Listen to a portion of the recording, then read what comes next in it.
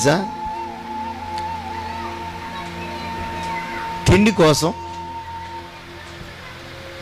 కోసం ఓరగా దేవుని మీద చదువుతున్నారు, ఆశీర్వాదాల కోసం. ఏమండి, ఆపద నుంచి, బానిస బంధకాల నుంచి విడిపించిన దేవుడు అక్కర్లు తీర్చడా?